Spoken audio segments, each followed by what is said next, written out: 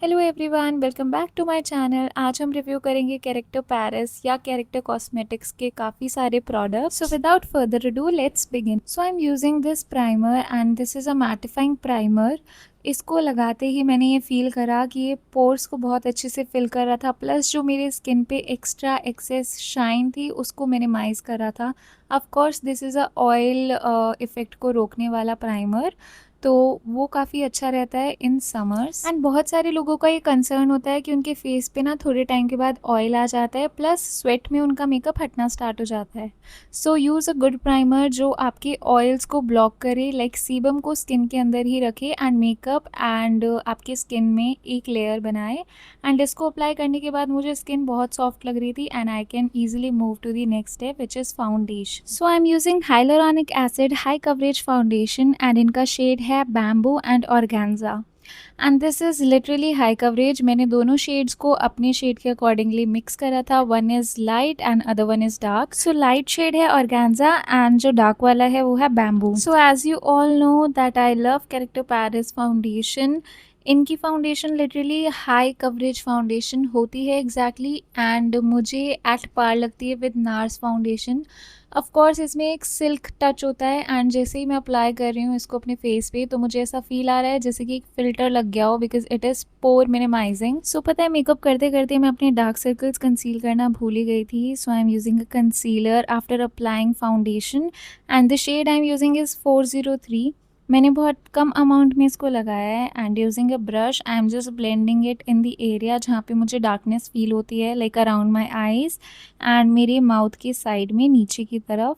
तो इसको अच्छे से ब्लेंड कर रही हूँ and I am finding no hard time in blending these concealers. They are high coverage and easily blendable. So याद रखना, आप जो भी कंसीलर यूज़ कर रहे हो अपने डार्क सर्कल्स हाइड करने के लिए उसमें थोड़ा सा येलो अंडरटोन हो, जिससे कि वो आपके डार्क सर्कल्स बहुत अच्छे से कंसील कर सकें। So next concealer I am using is close to my foundation और my skin tone and this is 404 और ये मैं अपने कंसीलर को न्यूट्रलाइज करने के लिए यूज़ कर रही हूँ ताकि उसकी येलोइश अपीयरेंस जो है वो थोड़ी कम हो जाए। And I am using my foundation brush to blend all of these, क्योंकि मेरे फाउंडेशन ब्रश पे ऑलरेडी थोड़ा फाउंडेशन है एंड क्योंकि मैं पहले ये करना भूल गई थी तो अब करने से ये होगा कि जो भी फाउंडेशन मेरे ब्रश पे भी होगी वो कंसीलर्स के साथ मिक्स होके ईजिली एक जैसी टोन बनाएगी all over my face. So I'm using 2-in-1 foundation in shade 504 which is lighter than my skin tone. It is 2 shade lighter and इसको मैं यूज़ कर रही हूँ for highlighting the areas.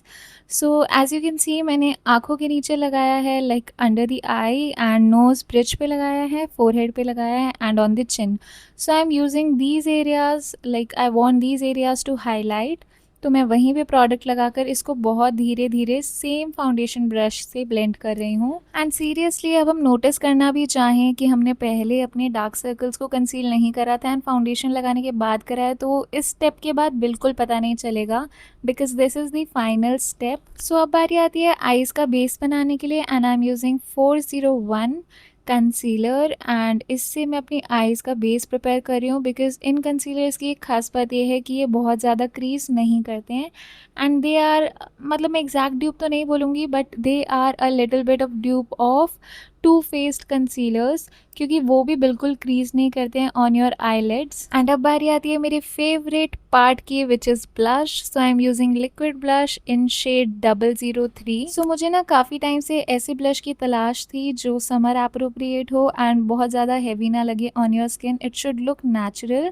सो इसका जो अंडरटोन है इट इज़ न्यूट्रल, तो आप अगर कोई भी अंडरटोन है आपका आप ये यूज़ कर सकते हो। This is a very beautiful colour. So now it's turn to powder lock our base and I am using this Luxe Matte Perfection powder from Character Paris and this is shade LPP003। So इस powder के साथ over the time I have noticed a thing that आप जितना कम use करोगे उतना better है। Of course this is a really mattifying primer, so this is not for winters, this is only for summer and humid days. अगर आप इस powder को ज़्यादा या एक्सेस में यूज़ कर लोगे तो आपका जो भी एरिया है अराउंड दी आईज़ वो केक होना स्टार्ट हो जाएगा, बिकॉज अराउंड दी आईज़ हमारी जो स्किन होती है वो सबसे ज़्यादा थिन होती है।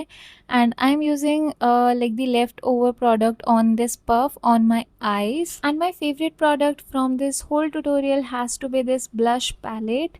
इसमें आपको 3 कूल टोन ब्लश मिलेंगे एंड 3 ही आपको वार्म टोन ब्लश मिलेंगे, plus you will get 2 highlighters in this palette, and of course they are warm toned and cool toned. So I'm applying a even layer of blush on my forehead and on my cheeks. Plus मुझे अपने nose की side में भी थोड़ा सा blush करना पसंद है, so I am applying that on the side of my nose और थोड़ा सा चिन पे भी। तो अगर आपको ऐसे हाइलाइटर पसंद हैं जिनमें कुछ ज़्यादा चंकी पार्टिकल्स ना हो, then go for this one, क्योंकि बहुत ही सटल है and it just adds a shine, like a natural shine to your face. Next time using soft focus setting spray, this is oil controlling and quick drying, plus इसमें niacinamide, vitamin E and hyaluronic acid है, तो ये आपके face को बिल्कुल भी dry feel नहीं कराता, प्लस ये आपके बेस को लॉन्ग लास्टिंग बनाता है। And next time using is this glow kit highlighter palette. इसमें 4 ब्यूटीफुल शेड्स हैं। आई एम नॉट श्योर मैंने ओपन करके क्यों नहीं दिखाया on the camera, but it is a very nice palette and अगर आपको थोड़ी सी चंकी हाइलाइटर्स पसंद है then this is the one. Also I love to do blush over the highlighter, क्योंकि ये बहुत ज़्यादा इनर ग्लो प्रोवाइड करता है फॉर द फेस। ऐसा लगता है कि आपकी स्किन अंदर से शाइन कर रही है। So use this trick and मुझे कमेंट में ज़रूर बताना आपको ये ट्रिक कैसी लगी।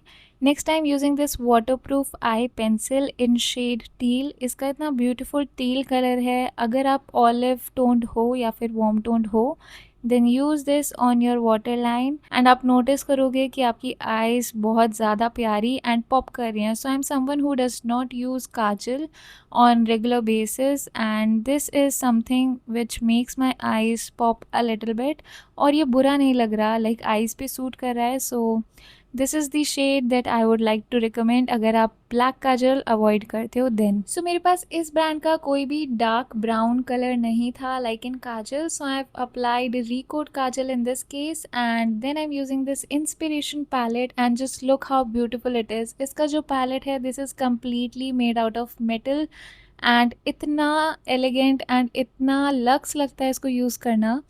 So I'm using a light shade in transition and dark brown on my lid and इसको एक fluffy brush से I'm just removing all the harsh lines. So इसके ऊपर मैं apply करूँगी एक golden color because मेरे जो साड़ी है and जो jewelry है उसमें golden है, so I'm just using it on the lid area in the center and in the inner corner. उसको ज़्यादा बाहर तक मैं extend नहीं करूँगी. So next time using is this 2-in-1 lip thing जिसमें एक side आपको lip liner मिलता है and on the other side there's a lipstick and I'm using shade 202. So I forgot to mention, but अगर आपको eyeshadow palette का complete review देखना है देन मैं डिस्क्रिप्शन में एक लिंक दे दूंगी and you can go and check it out. Now it's time to use a very interesting lipstick. It is read my lips और इसका शेड है 001। सो ये उनके वेबसाइट पे सबसे लाइटेस्ट शेड था and I usually use this in like centre of my lips जिससे कि ये थोड़ा लाइट हो जाए। प्लस मेरे पास इस ब्रांड से कोई भी लिप ग्लॉस नहीं है, so I am using a lip oil to like give a shine to my lips, and I think that I'm pretty satisfied with how this look turned out. So for this particular look I wanted to eyes to do all the talking and मैंने base and lips को subtle side पे रखा है। So do let me know in the comment section कि आपको ये tutorial कैसा लगा and Character Paris के कौन से ऐसे products हैं जो आपके favorite हैं। And that's all from my side. I'll see you in the next video. Bye.